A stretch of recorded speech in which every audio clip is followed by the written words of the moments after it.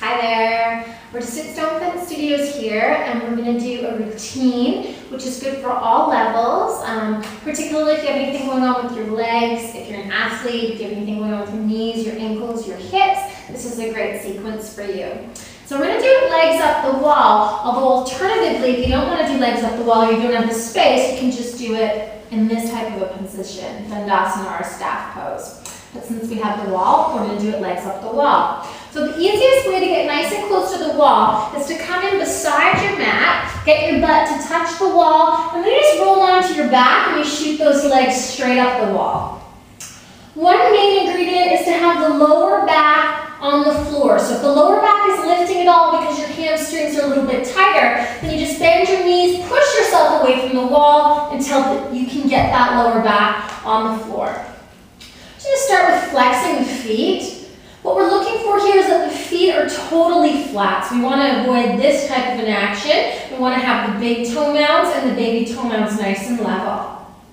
You're going to tuck the chin. You're going to work your shoulders down the back. Generally, I like to start with my hands on my belly, and I just breathe into that belly a few times.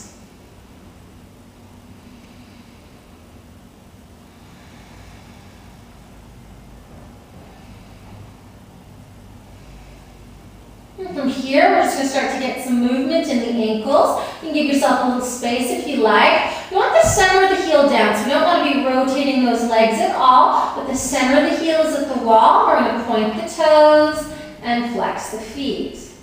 Point the toes and flex the feet. So back and forth, getting maximum movement in the ankles.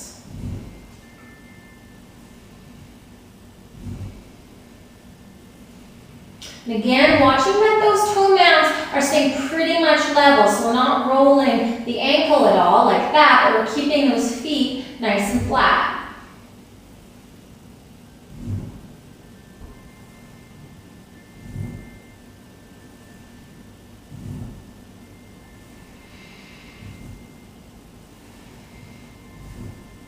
From here, we're going to point the toes, keeping the toes pointed. We're going to come into nice big circles. So going for full rotation here, really exploring your range of motion.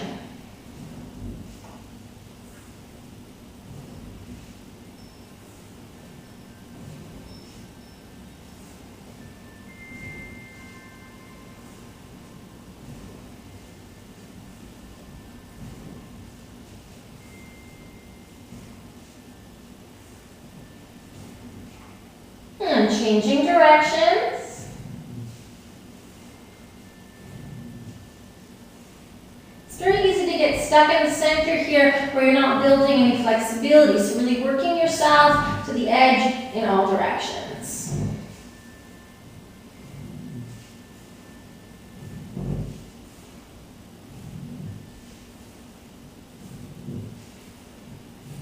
And stopping with the ankle circles. Once again, feet are flat, so just sitting here for a moment.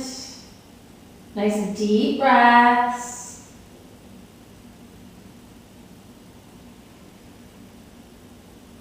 I often find that this position helps to alleviate headaches. Very, very good for anyone who's standing on their feet for long periods of time. Helps to eliminate the risk of varicose veins. And from here, keeping the center of the heel on the wall, we're just going to very slowly start to bring those legs apart. So center of the heel is down. We're not externally rotating like that, but we're keeping the center of the heel down. Letting those legs come down just to a place that's comfortable. And then making sure those heels are level. So not one leg is lower than the other leg, but you've got a nice balance between both sides. Bring the hands onto the belly here. And once again, breathe into that abdominal area.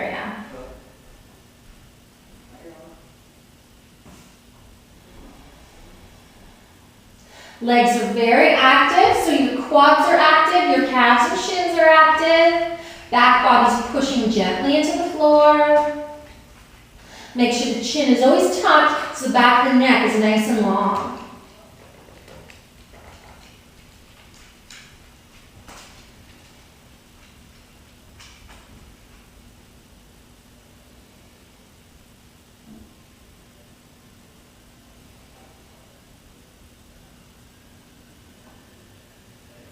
when you're ready, nice and slow, we're just going to start to draw those legs up. Sometimes it's nice to use the hands to support the legs, particularly if you're feeling very fatigued.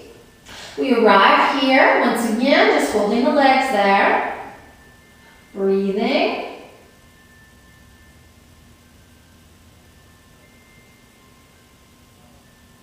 Now keeping the sacrum, so the lower back pushing into the floor, we're going to come into some alternate sides with the legs. So we're going to externally rotate that left leg, keeping that right heel grounded down. We're going to inhale to open out to the side. We're then going to point the toe in, and we're going to draw that leg into center. We're going to externally rotate and internally rotate. So out, pivot the entire leg at the hip, and then back in. Now watching that right leg, there's a tendency it wants to roll out as well. So you got to really ground into that right heel to keep it connected. I like to use my arm strength, so I'm pushing my arms into the floor.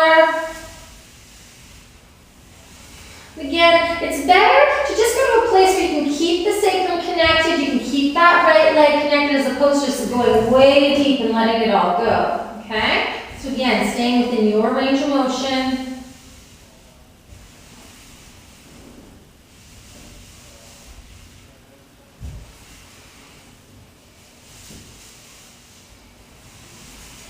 Coming to the other side, this time left heel is down, we externally rotate the right leg to open, we then internally rotate.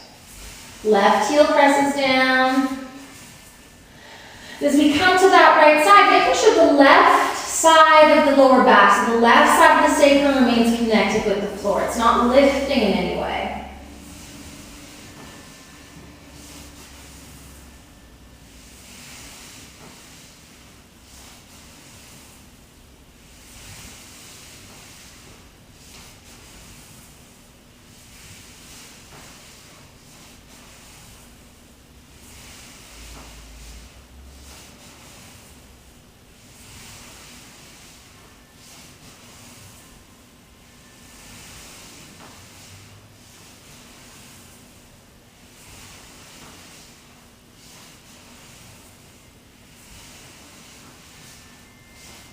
And then do one more on this side.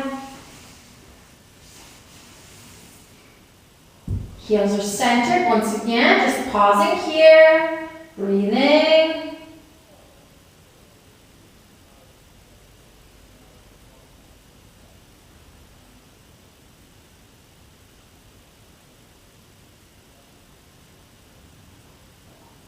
From here, bending the knees, bringing the soles of the feet onto the wall, and just pushing yourself away from the wall. A nice comfortable distance, usually about 10 centimeters, enables you to get the soles of the feet together. Just let those knees come apart. This is like a supported cobbler or Baddha pose. So feet press into one another, and sometimes it's nice just to bring the hands onto the thighs and to gently start to work those thighs towards the wall.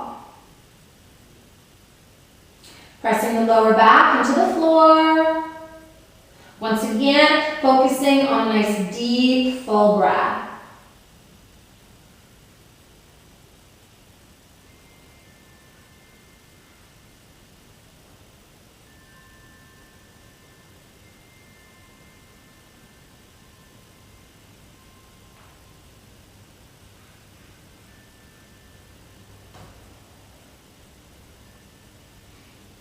Once this feels complete, again, you can use your hands to draw the thighs back to one another.